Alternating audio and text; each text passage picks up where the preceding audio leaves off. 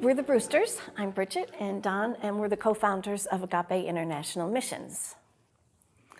I think what really broke my heart initially was that Americans were going over there and buying little children. And when we went to see Svaipak for ourselves, to see on that main street that you go down, there's most of the houses, there were like storefronts, and it was like a candy store for pedophiles. It was little girls that would be all dressed up, makeup on and jewelry on, and they would just come in and buy little girls, no problem. And it was horrifying to me that these little things would be losing their innocence in such a horrible way. You know, I have this tat on my arm, 22 days. And it's a story that really gives insight to what happens to a kid, the kids that we deal with. Her mother sold her virginity to a man from China. Returns home after 3 days. With selling virginity, the guy gets 3 days with the girl to do whatever he wants. And so she comes home, and now there's really shame, right? And sadly, it's not so much on the mom, it's on the girl and what's happened to her.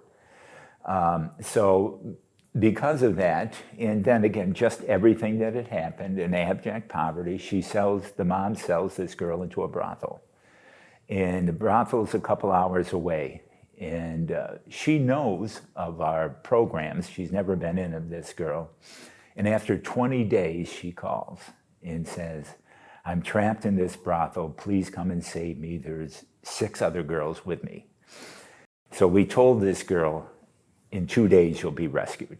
And so what we did is we went to other organizations in law enforcement and told the story and said, but in 2 days, if you don't rescue her, we're going to go do what we do.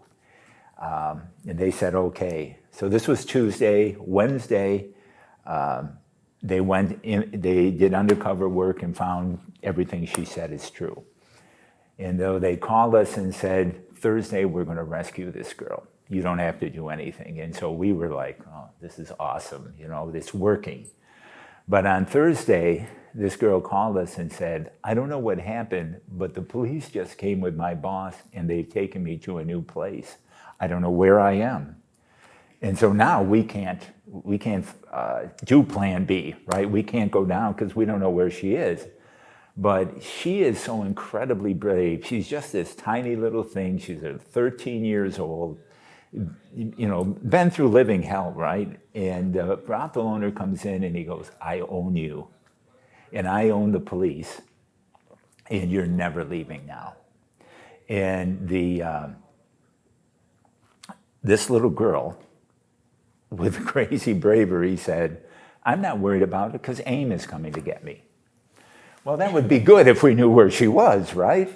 But the amazing thing, I think, that this shows is how God works, because he said to this brothel owner says to her, well, if they're coming, you can go.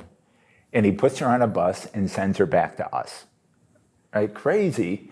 But I think it just shows, like, if we take a step out, if we take a step of faith, God is going to do miracles in these situations. He did a miracle for this girl and brought her back to us. She goes into our programs, right? She's so brave, she's going to testify against the traffickers and the brothel owner. Crazy bravery in Cambodia to do that. She's incredibly effective. The brothel owner and traffickers are brought down, sent to prison. The other girls rescued. And it's like, wow, you know, and she becomes a model for other girls, right? They're like, if you're brave, if you'll speak up, these things can happen. Yeah, in court, it was revealed that in the 22 days, and we let her stay 2 extra days, right? We didn't act immediately. In those 22 days, she was raped 198 times by 198 different men. And at that time, the tat was just 22 days because we were never going to let another girl wait, ever. And It actually was the inspiration for us getting our own SWAT team. But so now she's in our employment center, right? She's making these things, and but she wants to do more. And she wants to be a social worker, so she starts studying at night to become a social worker. And in the meantime, we get our SWAT team, which is a whole other miracle story that I think we're the only Christian ministry in the world that has its own SWAT team. I'm pretty confident of that. So we have law enforcement, we have lawyers that work in the justice system. All those things are great. They never defeated evil, right? We have that in this country. Here in the States, we have all those things. Is evil defeated? It's one heart at a time, Jesus Christ through his church, right? Through the people that became members of our church.